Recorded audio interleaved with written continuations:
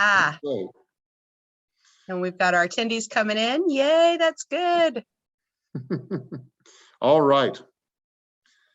Do we have all of our attendees in place, Kelly? Or are they still coming in? Yeah, they're still coming in. Let's give it a couple minutes. Let's let everybody get in. Usually takes a couple minutes for everybody to get into the webinar. Sounds good.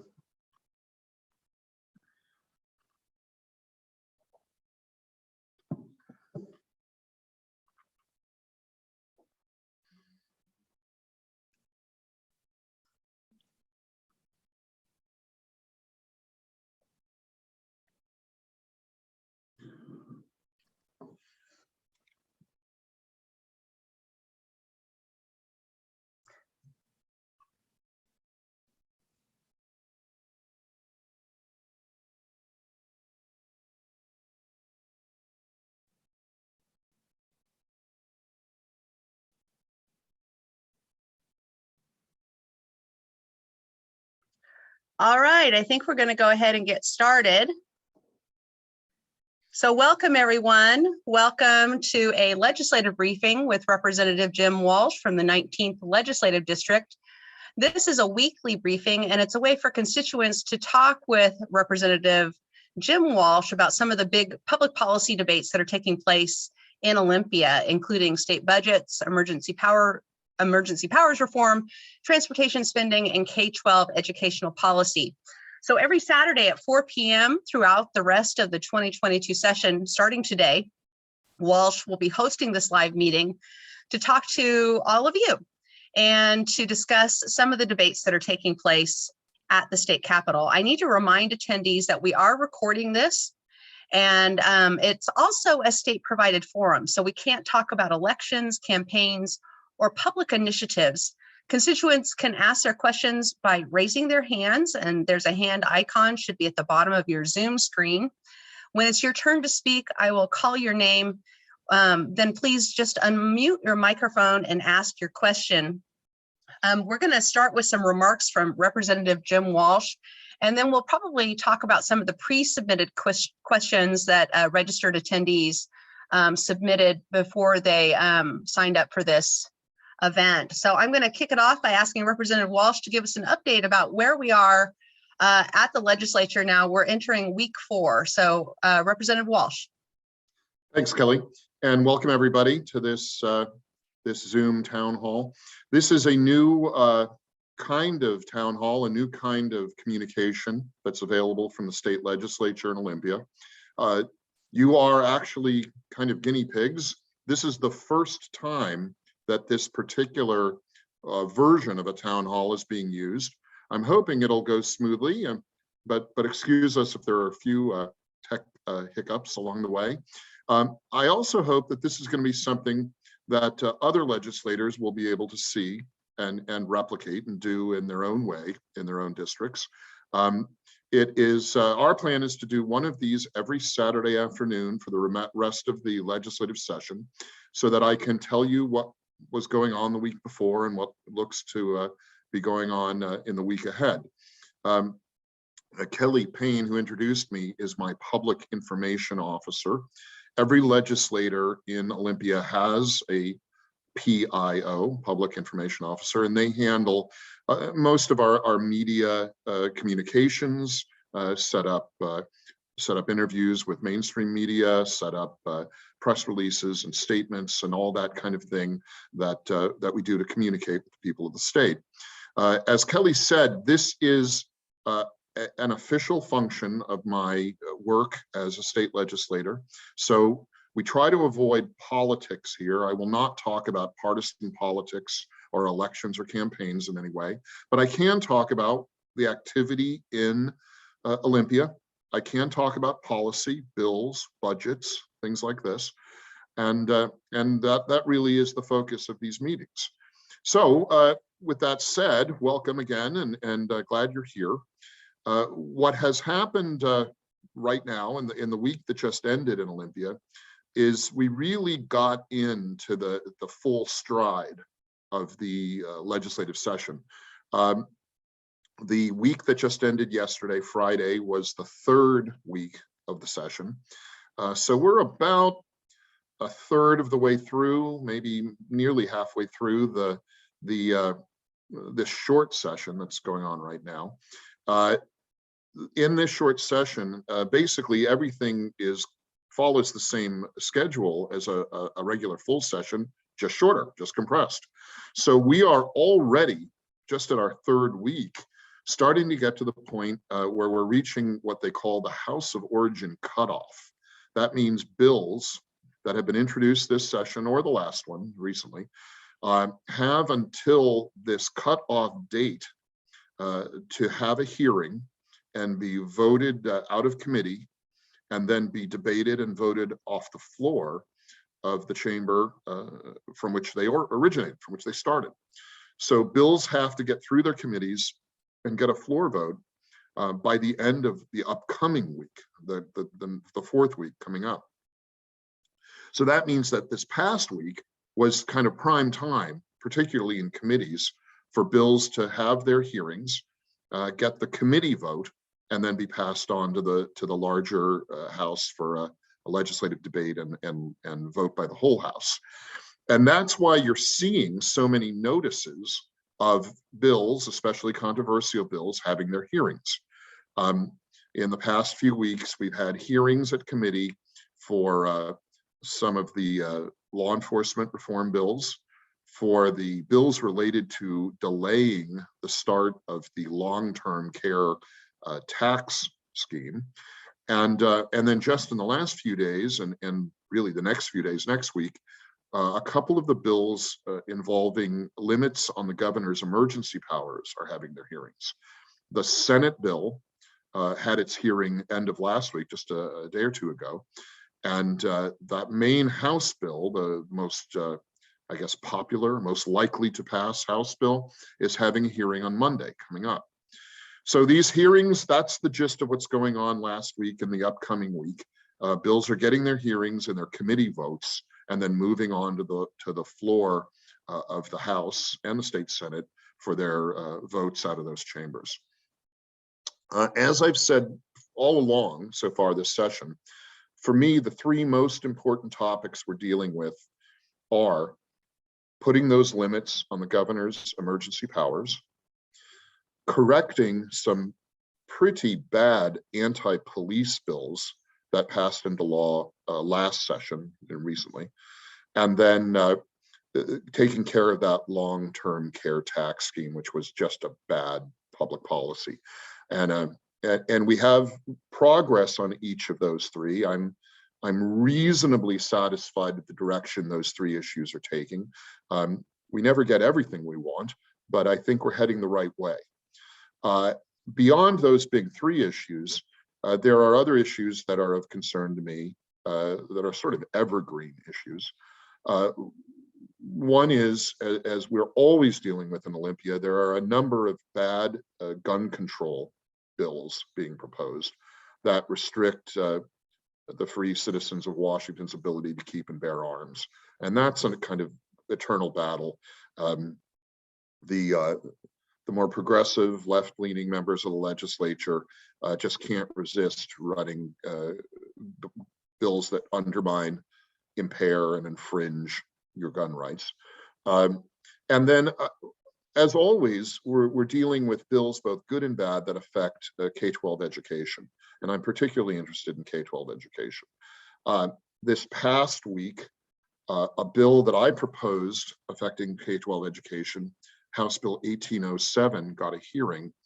That bill addresses creating a civics curriculum for our young students in K-12 schools that would teach them about their government, the kind of social and societal and cultural issues that affect government, and how government impacts their local communities, their homes, their neighborhoods.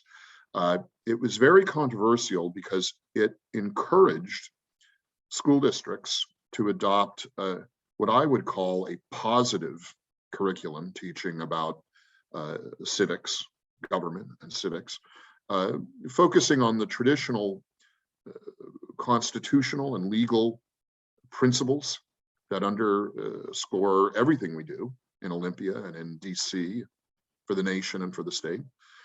And in this way, the bill was controversial because some of my colleagues of different political persuasions aren't keen on traditional civic values and a study of history and politics from a traditional perspective that finds our country and state great things with principles that ought to be cherished and encouraged.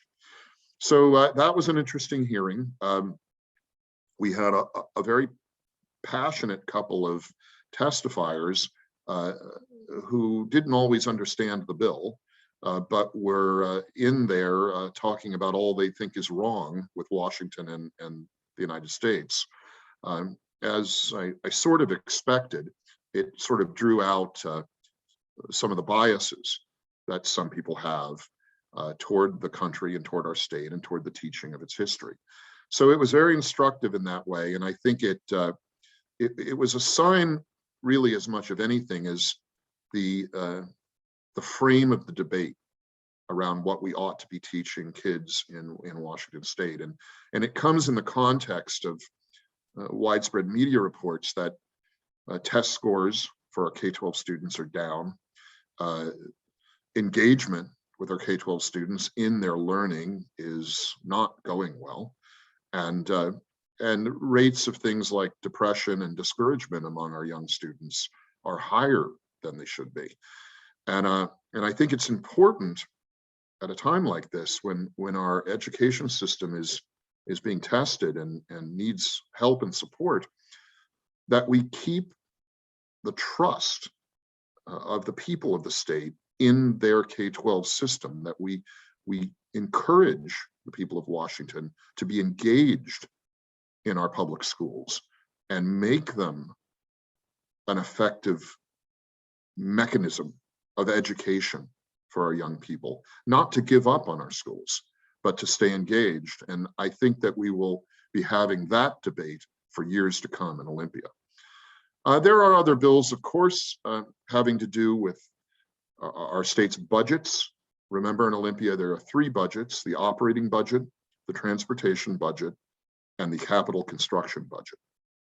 And I have a bill too that I hope will get a hearing before the cutoff deadline at the end of next week, House Bill 1999, that deals with restoring some of the reasonable limits on the amount of spending that the state government can grow, the amount by which state government spending can grow from 2-year budget cycle to 2-year budget cycle. In the 90s and even in the early 2000s, when the state was going through some of its most dynamic and great economic growth, we had this policy in place. The state was limited, state government was limited on how fast it could grow in its spending. In the early 2000s, we put aside those statutory limits on how fast state government budgets could grow. And since then, in the 20 years or so since then, our state budgets, our state spending have grown much faster than our state's economy and our state's population. So House Bill 1999 restores the spending limits. Under 1999, the state spending can still grow, but it is limited in how fast it can grow to a formula based on the population growth of the state and inflation. So the state economy can't grow faster than the state itself grows. And that's an important thing, I think. I'd like to get back to that. So these are the discussions we're having. In addition to bills and policy, we're also dealing with budgets, of course. And remember that in Olympia, we work on a 2-year budget cycle. In the odd numbered year, we pass the main 2-year budgets. And then in the even numbered year, which is this year, we do what are called supplemental budgets. And they really are adjustments to those 3 main budgets: operating, transportation, and capital construction. So the amounts of money in the supplemental budgets are smaller. They're the adjustments. But the good news here is our economy in the state has recovered pretty effectively from the COVID lockdowns of about a year, 18 months ago. And it looks like our state tax collections are projected in the near and midterm to be strong and to be larger than the budgets are currently. So part of the supplemental budget process is figuring out what to do with the extra money that we are projected to have in the next couple of years. And so that debate really is just starting. The bills and the policy come first, and then the budgets tend to be negotiated toward the back end of the session. I hope that's a good update. And I think now we will take some questions. So Kelly, if you have a couple of the pre-submitted questions as we were preparing to do this, let's do those first, and then we'll go to live questions. We had several pre-submitted questions and several in regards to emergency powers reform. So I believe that officially we are in day 733 of the governor's declared state of emergency, which gives him a real broad range of powers. How likely is it, and there are a lot of questions about this, how likely is it that emergency powers reform will happen this session? I think it is likely. I think it's possible. I don't know how likely it is, and I've spoken about this a lot. Some of the people on this call may have heard this before, but the important thing to me is the frame of debate on the issue of limiting the governor's emergency powers has shifted in the right direction. There have been a total of, depending on how you count on it, 6 or 7 different bills submitted in the current session that deal with limiting the governor's emergency powers in different ways. Some strictly, some more loosely, but they all of them share that they try to limit the governor's emergency powers because it's just been terrible what's happened the last 700 odd days. I submitted one of the first bills. I filed one of the first bills, House Bill 1029. That was also one of the strictest bills. It put a hard 14-day limit on a governor's emergency declaration and the emergency powers that follow the declaration of the emergency. That was the bright line. Since then, other bills have been submitted that are softer, frankly. They give the governor more days in a declared emergency. They give the governor more terms in how an emergency can be declared and how the various extraordinary powers that come after an emergency has been declared can be used. And then just lately, we had this Senate Bill 5909 that I mentioned, which was interestingly a bill submitted by 2 Senate Democrats. So it was submitted by members of the governor's own party, unusual. Most of the other bills were submitted by members of the opposite party, the party I'm in, or bipartisan. But 5909 was just members of the governor's own party, so that was kind of interesting. So obviously not a partisan criticism of the governor. They came from his side of the aisle. And 5909, as I said, which was, in my opinion, a very weak, a very loose limit on the governor's emergency powers, set the other end of the frame. So on one side, you have 1029 from the House, very strict. On the other end, you have 5909 from the Senate, very loose.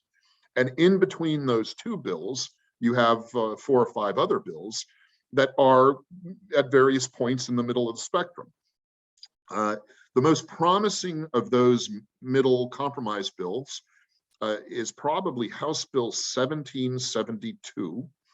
That is a bipartisan bill, so both the Republican and Democrat co-sponsors, that gives the governor a 60-day time limit on a declared emergency and a 60-day limit on the emergency declarations and proclamations and powers that come after the initial declaration of an emergency, and then allows it to be extended, but there are what I would call somewhat strict limits on how that declaration can be extended in time.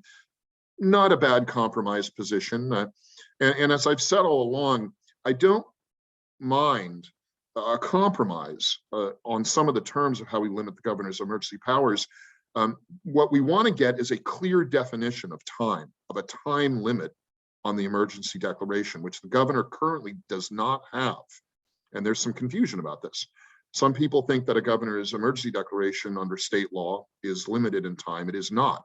The emergency lasts as long as the governor thinks it should last.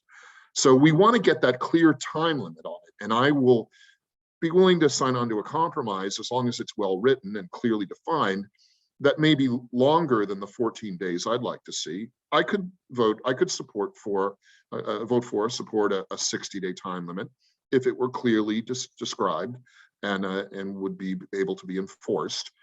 What I think is going to happen is a compromise bill, a compromise agreement, if one can be reached, will probably be negotiated, I hope settled on in the next week or so. And then that compromise agreement would be placed into one of the existing proposed bills, perhaps that state Senate bill that's pretty weak. And what they would do is what's called a striking amendment or a striker. And a striking amendment is when essentially the whole text of a bill is crossed out and the complete text of a new bill is pasted in to the existing bill. So there may be some sort of compromise, bipartisan negotiated striker that gets pasted into one of the existing bills. And that would be what would be, I hope, an agreed upon, as they say in Olympia, a well-worked compromise that would pass through both chambers of the legislature. So that's the best chance of getting something to limit the governor's emergency powers. Is it likely that will happen? I would say it's close to a 50-50 bet, but it's not certain to happen. I just want to remind all of our attendees that you can ask a question live of Representative Jim Walsh. In fact, you're encouraged to ask questions. If you would like to ask a question, at the very bottom of your screen, there's a raise hand icon. Just click that icon and we will call your name and you can ask your question live of Representative Jim Walsh. Before we go to those live questions, one more pre-submitted question. And I found this question kind of interesting, Representative Walsh, because it has to do with your bill on civic education. The question is this an anti-CRT bill or is it a civic education bill? Well, I mean, I suppose you could say it's both. It does address the teaching of certain educational theories especially in the younger kids in the K-8 classes, but it does not restrict or limit anything. Some of my colleagues on the extreme end of the other side of the political spectrum have wrongly said that the bill is anti-critical race theory and that it censors. It's a censorship bill. It censors the teaching of critical race theory. It does not do that. In fact, the bill acknowledges that some teachers may choose to teach in the manner and some of the structures that are part of critical race theory. But if they do, they need to discuss those theories and those approaches as neutrally as possible. And they should acknowledge multiple perspectives on the teaching of history that critical race theory addresses. Frankly, some people have made just sloppy and imprecise criticisms that it bans critical race theory. It does not ban it. What the bill does is it encourages, and really it's designed to say what we're for and not focus on what we're against. Both critical race theory training and the anti-critical race theory response are full of rhetoric and focus on what they're against. 1807 speaks more to what we're for and encourages a more proactive, positive, traditional approach to teaching about civics. And the real focus, and it's explicit in the bill, the intent is to give young people a sense of ownership of their civic systems and their government, and a sense of their right and ability to get involved in their government, and hopefully give them a very positive, proactive perspective and belief in what their government is, rather than discouraging them and telling them their government is a bad thing that is deeply flawed and they shouldn't participate in. We want to encourage young children to both understand how their government works and feel a positive ownership of their government. It's their government. And as they grow up and get older and finish school, and maybe even while they're still in school, they can participate in their government and really take charge of it. And I'm afraid in the back and forth over educational theories like critical race theory, sometimes kids get lost in that and they feel disconnected from their civic systems. We want them to feel connected and pride in them and ownership of them. All right, we're going to go to a live question. Julie, you have a question for Representative Jim Walsh. Go ahead and unmute yourself and ask your question. Hey, Jim, it's Julie Barrett. Hi, you are the first question in a totally new format for doing town halls. So welcome and help us kick this thing off, Julie. Well, awesome. It's good to see you. And thank you for doing this. I have a question about the civics bill. Is it 1708? You flipped two numbers, 1807. 1807. So where is it at now? What's the status of it now? Where does it go from here? And is there anything that we can do to help move it along? Great question. So the bill had a hearing in committee, and that's the first step in a bill getting through the process and into law. It was when you draft a bill, when you write a bill, you submit it. It goes to a sort of bureaucratic office of the legislature called the Office of the Code Reviser, and the Office of the Code Reviser basically takes your bill and kind of proofreads it, checks it out, makes sure that it actually is written and structured in a way that can be law, and looks for any kind of technical or mechanical problems in it. And OCR, Office of the Code Reviser, will tell you if your bill is good, or if there are any mistakes in it or anything needs to be fixed.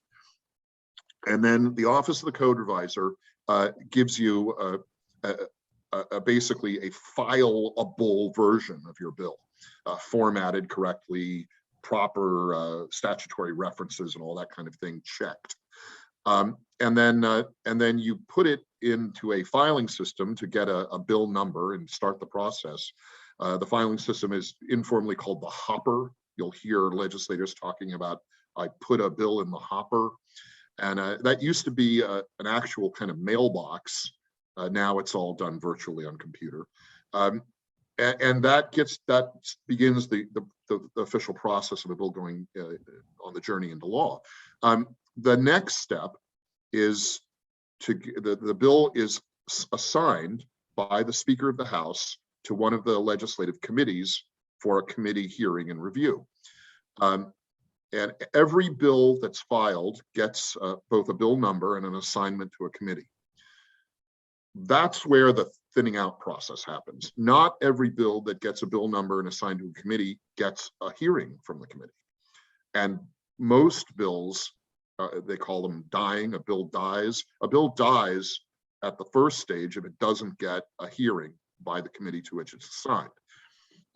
So 1807, the civics bill got a hearing at the Education Committee. It's assigned there, makes sense, and got the hearing. The hearing was very well attended and got a lot of feedback from the public. We post these things on social media. We talk about them in the radio or on TV or in the newspaper. We encourage people to log on to the website of the state government, of the legislature, and voice their opinion about various bills, say you're pro or con. And those statements made online are kind of archived, they're kept and counted. And when the hearing at the committee happens, if the bill gets a hearing, those numbers are read. The chair or the vice chair of the committee will read how many people signed in for or against a bill. Normally, if a bill is not controversial, it may get just a handful of public comments, 3, 4, maybe 8, and then maybe a dozen or so pro or con statements. 1807 got over 1,000 pro or con statements.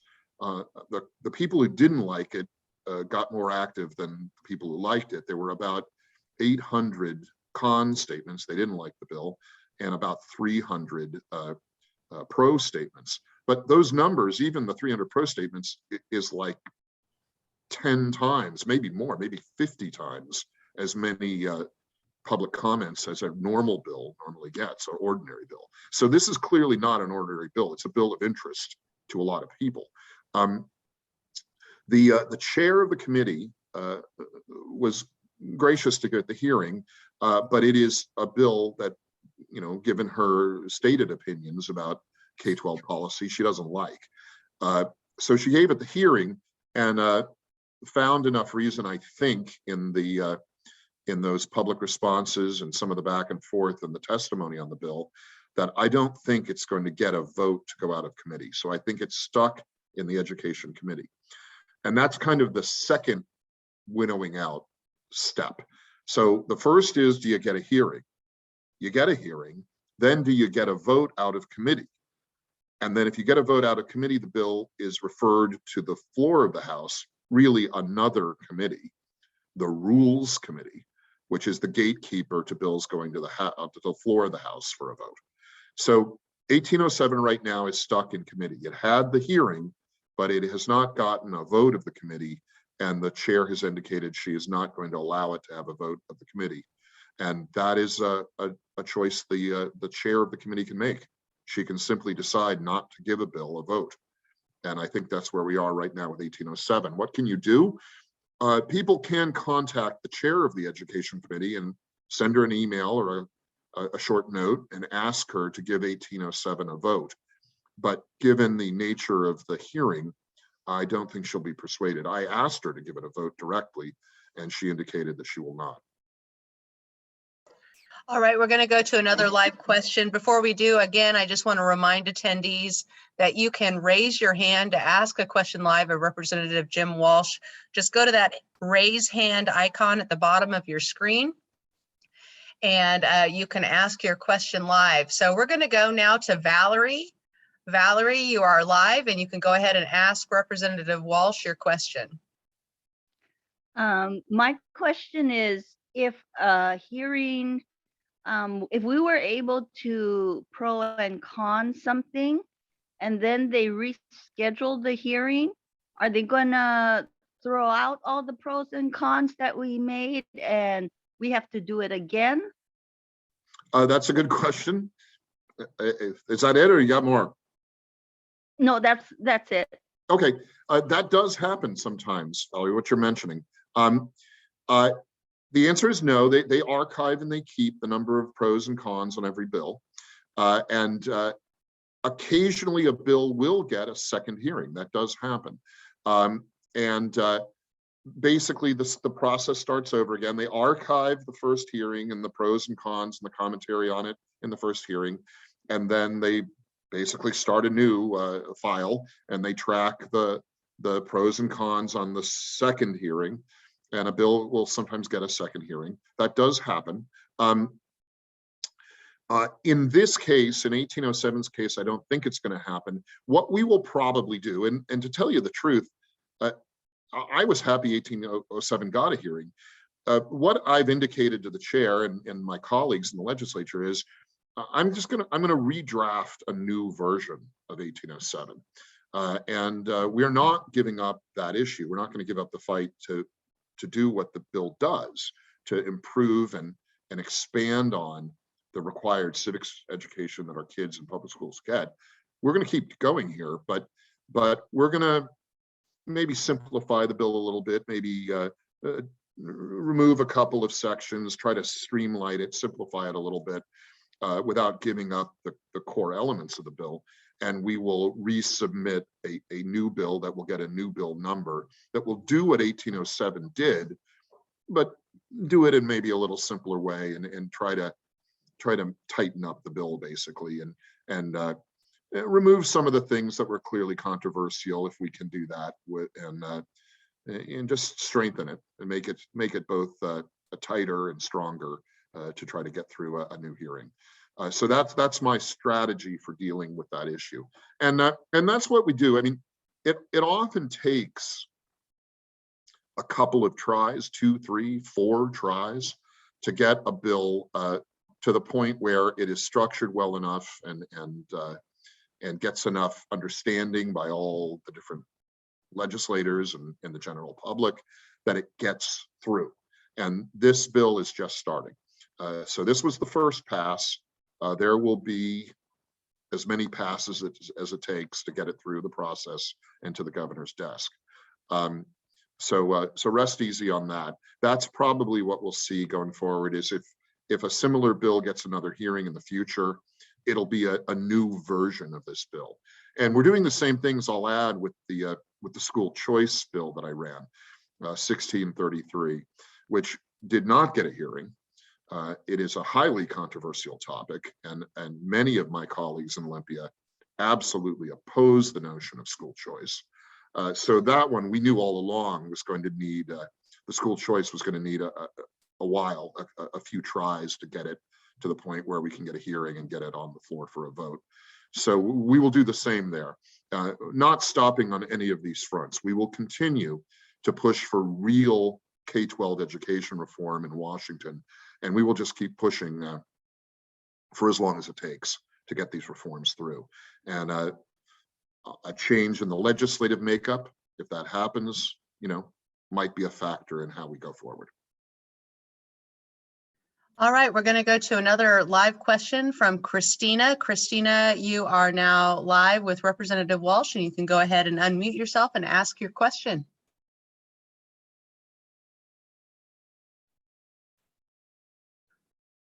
Are you able to unmute yourself, Christina? There we go. Yeah. Yeah, we hear you now. Oh, yes, thank you for taking my question.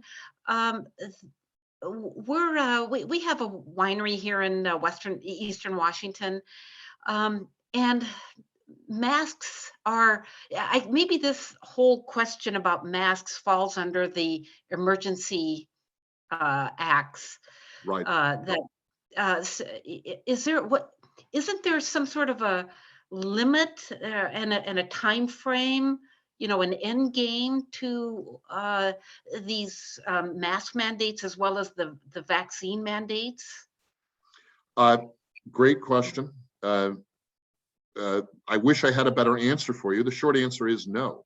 Under current law, there is no time limit or time frame on the various mandates the governor has put out. Not only does current law not put a time limit on the declaration of an emergency, remember, think of the declaration of emergency as not really a tool itself, but a key that opens up a toolbox of things the governor can do while there's a declared emergency. And that toolbox includes the emergency proclamations and emergency orders that the governor is allowed to make while there's an emergency on. And there's some confusion about a 30-day limit, because in both statute, both in state law and in state administrative code, there were some 30-day limits on the orders, on the proclamations the governor makes once the non-time limited declaration is made. And then there are other proclamations the governor can make that aren't time limited either. So it was a mix in the toolbox. In the legislature's, to the legislature's great shame, about a year ago, we waived all the time limits on the tools in the emergency toolkit.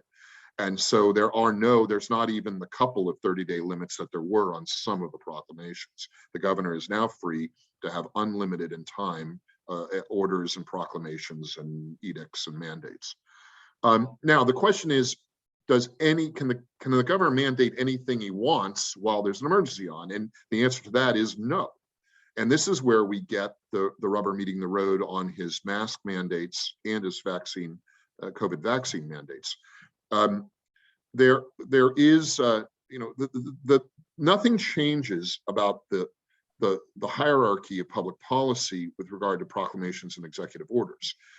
The proclamations and orders that the governor makes while there's a declared emergency are still just executive orders. They are the lowest form of public policy. They are not law, and most people understand that now. They understand the mask mandates are not law. And they're not even administrative bureaucratic code or rule. They are a very low form of public policy. They are an emergency proclamation, which is kind of a cousin to an executive order. That's what they are. And this governor has also played a little footsie in implementing these emergency edicts by, in many cases, not ordering you operating your winery to require masks, but enabling your county health officer to do that. And some of that's existing law, what the local county health officer can do. But some of it is policy the governor has, focused on, expanded during this emergency period. So in most cases, the most restrictive mask orders or vaccine passport orders have come not from the state, but from the county health departments. And the implicit enforcement there is that the county health department would close a retail place down if they don't comply with the county health department's order that they require everyone to wear masks. So the governor has required masks in public places, it's true, but he's really counted on local health departments to kind of be his henchmen in doing that. So the question then becomes, how will the order be enforced? And that's where that county threat to close a retail establishment down comes. But this is also where the people can strike back. The people have the power to basically engage in civil disobedience, to not comply with the governor's mandate or the county health department's mandate, and challenge the county health department to close a retail establishment down. This puts the business really between the rock and the hard place, and you in the hard spot, because it's your business license that is subject to the county's issuance and can be withdrawn by the county, and it's your business that can be shut down by the county health department. There are some businesses that have taken a very bold stand and challenged their local counties and the state. And in the case of a winery or even a restaurant or bar or pub, they do have to worry about the state agency, the Liquor and Cannabis Board, which regulates liquor licenses. And you've seen cases where a couple of restaurants that have challenged the governor and their local counties on mask requirements end up, usually the price they end up paying is that the Liquor and Cannabis Board pulls or suspends their liquor license, so they can't sell liquor. That's been one of the main fronts in the battle over these mandates. But the thing to know is the surest way we can put an end game, as you asked about, on this policy is to pass one of these bills in Olympia right now to put some kind of defined number of day time limit on the emergency powers and all the proclamations that go with it. And then the governor's mandates for wearing the masks would be time limited, just like the declaration. And that would be your end game. So we need one of those bills to pass. All right, we're going to go to Joshua now. Joshua, you are live and you can ask Representative Walsh your question. Go ahead and unmute yourself and ask Representative Walsh your question. Hey, Jim, this is Joshua. Hello, Joshua. I had two questions for you, Jim. So my first question is, I was really surprised, but didn't know. I thought governor had free term limit. I thought the governor had like free term limits done. but I found out the governor has unlimited limits, term limits, That's basically. correct. What do you think of term limits on a governor? Because some states, what states? I don't remember. I know some states have it. Many do. All right, that's one. What's your other question? Number two, can you be on the House floor as an unvaccinated rep? Because some people I know from Canada, if they're on the Parliament floor, Right. they can go up to unvaccinated. It's terrible. Okay. Good questions, both. First, the term limits question. Washington State has no term limits on any elective office, none at all. So you can, if you're elected to a political office, a public office in Washington, you can serve as long as the people keep voting you in. There are no time limits or term limits in Washington State. Generally, I have not been a supporter of term limits because I just think it's like a First Amendment issue. And the people should be the term limit. The people shouldn't keep anyone in a political office for too many years. But I have actually, I came around on this thought, having seen what goes on in Olympia, and I have proposed in the past couple of years a couple of bills that would start a process of having term limits in Washington. Initially, like many others that have come before, I drafted a rather broad term limits bill that would have put term limits on on basically all state offices, including my kind of office, the legislature. We ran into some constitutional problems with that. There is an argument to be made, and there are two sides to this argument, but there's an argument to be made that certain language in the state constitution seems to oppose, it's an implication, it's not plainly stated, but seems to oppose the idea of term limits as a restriction on the people's right to decide who's in office. So I went back and researched it more and talked with a couple of the staff legal researchers in Olympia, and we came up with a narrower term limit idea that would only apply to the office of the governor. So only the governor would have term limits. Everybody else would be like they are, no term limits. And our theory is that just as at the federal level, there are term limits on the president, but not on other offices, we would follow the model of the federal, of existing federal law and the federal constitution. The Washington State Constitution, of course, recognizes the federal constitution as the highest law of the land. So we are working on this, Joshua. I haven't recently filed that narrower bill that would only apply to the governor's office, but I have drafted it. I just haven't filed it yet. And it would put a 2-term limit on the governor of the state of Washington. So like the president, the governor here would have a limit of 2 4-year terms that he or she could serve. And I think we probably won't take it up in the current short session, Joshua, but we probably will take it up in the next longer session. To your question about who can get on the legislative floor, right now, at least in the state house in Olympia, no one can get on the floor, or almost no one. Only the speaker or acting speaker is on the floor at one time, and then the one designated floor leader from each caucus can get on the floor too. The floor is basically empty. Basically, no one can get on the floor, Joshua. And we are all doing the debates and doing the votes on Zoom, very much like I am talking to you right now. And we have an app we put up on our computers that has the green button for yes, red button for no. And when we take votes on the floor, we press the virtual button on our computer and vote yes or no. And then the debates take place just like you and I are talking here right now through Zoom. I think as most people know at this point, Joshua, I've been a very vocal critic of this. I believe that we should be in person on the floor of the legislature.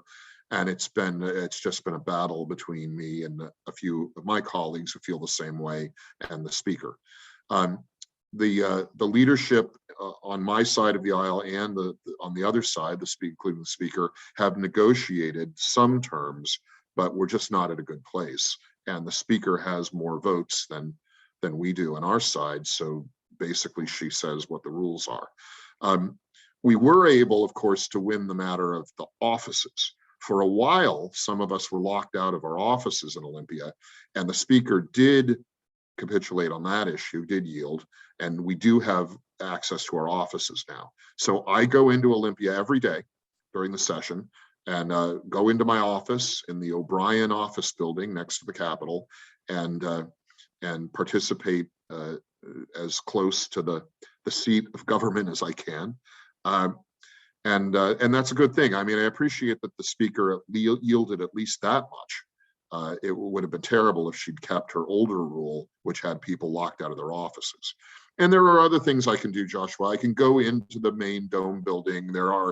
It's restricted where I can go, but I can basically meet with other legislators in person in the offices of the Capitol and in the Capitol building itself. But the floor is basically empty. There's one acting speaker and one or two floor leaders there in person, and that's it. Everybody else is on Zoom. We need to stop this, Joshua, and I hope that at the next session we will be back to in person. All right, we're going to go to Sarah now. Sarah, you are live with Representative Walsh.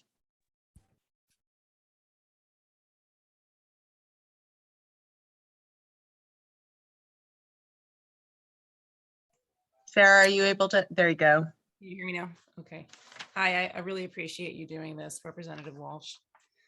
I have a question about, I'm looking at the text of Senate Bill 5909. It's the only one I've read yet out of the bills that are up. And I'm just curious about the language in it that says, so why the phrase, if the legislature is not in session and it has been more than 90 days? So what if the legislature is in session?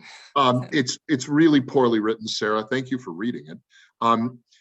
Basically, if the legislature is in session, we can't do anything. It's very upside down logic.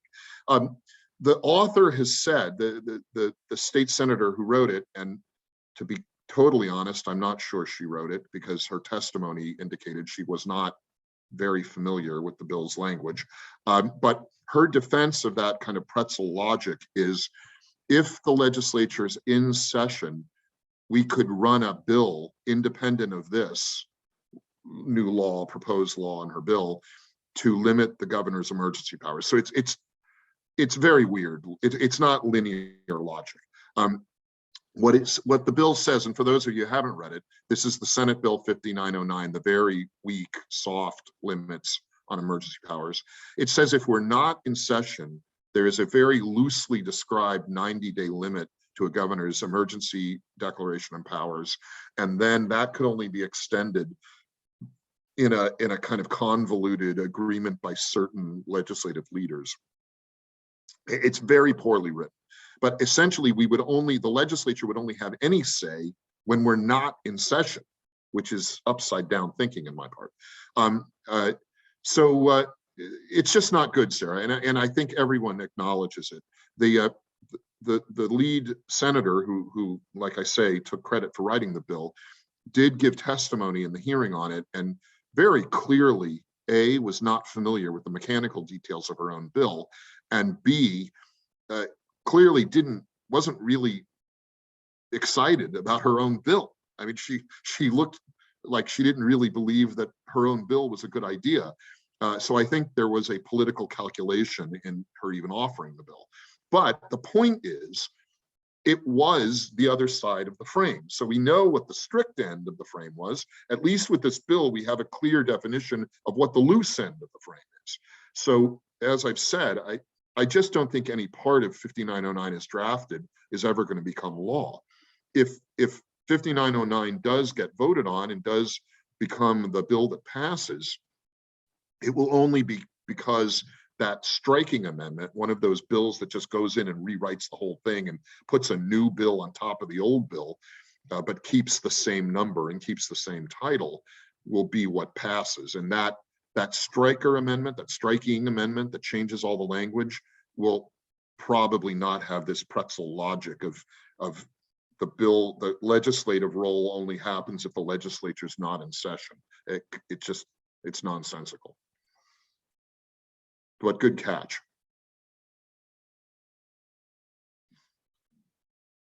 All Kelly, right. do we have anybody else in the queue? We're almost at Yeah, an we got hour. one more, Rep. Walsh, and it's hard to believe we're at the end of the hour. This has gone incredibly fast. We're going to take one more question. Before we go, I just want to thank all the attendees for coming. And please keep in mind that your link will work every Saturday. Every Saturday at 4 o'clock, we will have an hour-long legislative briefing with Representative Jim Walsh. So keep that link in your calendar, and please join us again next Saturday, and the Saturday after that, and the Saturday after that. So we're going to go now to Teresa. Teresa, you're going to be our last question of this legislative briefing hour. Teresa, you are now live, and you can go ahead and ask your question of Representative Walsh. Hi there. Hi. Hi. So I have a question regarding private schools and the State Board of Education and masking. I saw that the State Board of Education I've been reading a couple of their past meetings, and I noticed that they either are trying to, or they already did try to add in masking as one of the health guidelines for approval. And so what I'm wondering is if that's a whack, if that can be upheld, and could the State Board of Education actually take approval away from a private school if they went in and said they're not masking, they're not following orders? Right. A good question. Take a minute to unpack. The State Board of Education, like the State Board of Health, is largely an advisory body. So these boards, they do begin the policy process in the state agencies. So this is all in the executive branch of the government, and it's in basically the bureaucracy of the executive branch and its agencies. These state boards, both health and education, make basically recommendations to the departments that they advise. So in the case of the State Board of Education, it is a group of citizens from around the state, usually with some professional or supposed expert experience in the field of education, and they serve on the board, which oversees existing policy of the state office of the Superintendent of Public Instruction.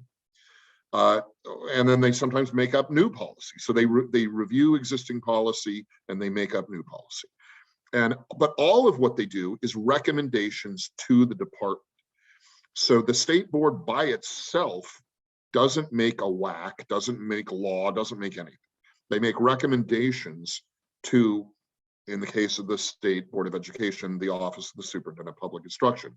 The Office of the Superintendent of Public Instruction takes the advice, takes the recommendations from the board, kind of chews on it, thinks about it, circulates it, and then they can make a proposal for a section of Washington Administrative Code, the WAC. Now, Washington Administrative Code is supposed to be subservient to the law, to the revised Code of Washington, RCW. Remember the hierarchy: Constitution at the top, statute, real law. In our state, we call it RCW, Revised Code of Washington, under the Constitution. Underneath RCW comes the WAC, the Washington Administrative Code. The Washington Administrative Code is basically rules made up to help implement the law, rules made by and followed by executive branch bureaucratic agencies. The WAC is not law, but the WAC, some courts have said the WAC has the power of law, and it gets into kind of an academic debate, but okay, it has the power of law because it's supposed to refer to sections of the law and explain why it exists, the WAC, the section of the WAC, and what it's supposed to do to help implement the law. So when the State Board of Health or the State Board of Education or any of the state boards, Fish and Wildlife, any of the other advisory boards,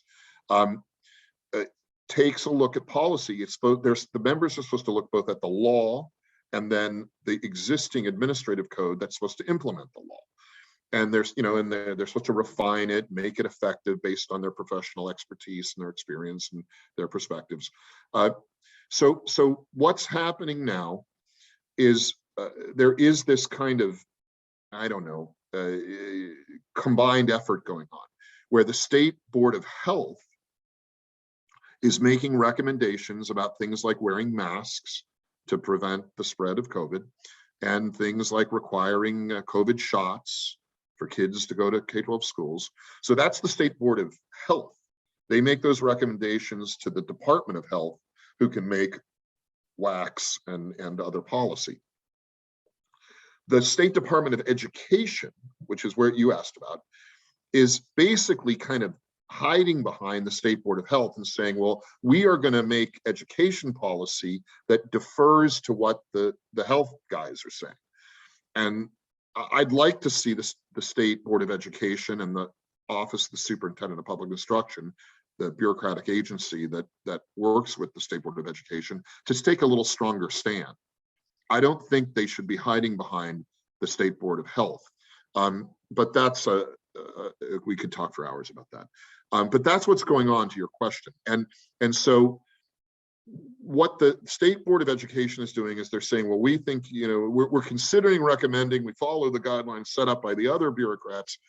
And really what all of this is doing, Teresa, and this is the important thing, is all of this is basically undermining the independence of each school district, or in the case of your question, a private school, which usually has some sort of board, the private school's governance body, which is usually some kind of volunteer board. The school districts are supposed to act independently. In the law, they are given a great deal of power, independence, to operate their schools in the way that the elected local school board members think is best, including health policy. The same applies to the usually volunteer board of a private school. They are the governance mechanism that is supposed to have a great deal of independence in deciding what the private school will do in terms of mask policy or any other policy.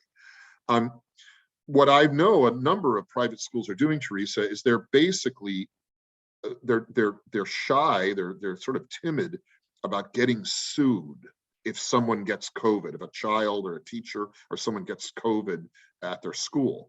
And many of them, and not all of them, but a number of them that I've seen and spoken with, they don't want to get sued. So they are following what they think the safest course is, which is to follow the advice of these state bureaucracies, the State Board of Education, the State Board of Health. And but they're not bound to follow those recommendations at all. A public school district is not, and certainly a private school is not. But they've been, I don't know, they're fearful. They bought into a sort of fear narrative, and they're fearful that if they don't do something, they could get sued by somebody who gets COVID. And so to protect against that risk, they're following the, you know, what they could say was the best practices, the best advice, and they're following the line of these state bureaucracies.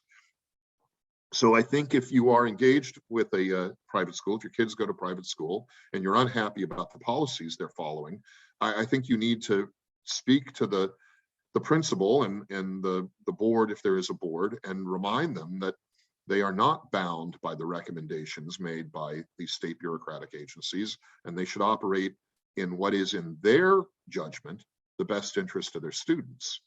And I mean, that's what public school boards should be doing too. And there is certainly a growing body of good scientific, both journalism and research that indicates that, you know, mandating mask wearing on young children is not good science, and it's not good for the development of the kids. So that's what I would do. This is something we see with all schools, Teresa. The board members, either elected or volunteer, are cowed. They're sort of browbeaten. They're made to fear getting sued, and they'll do just about anything to avoid getting sued, including making the kids wear masks when maybe they shouldn't be. Well, I guess that's going to wrap it up. We will do this. I appreciate you all being here.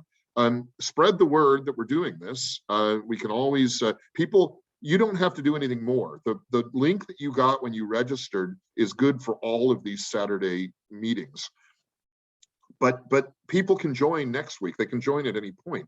So encourage your friends and neighbors, anybody you talk to join us, and we can take more questions. I will try to be more succinct next Saturday. I feel like I kind of blathered on here for a long time, and we'll try to get more questions in next Saturday too.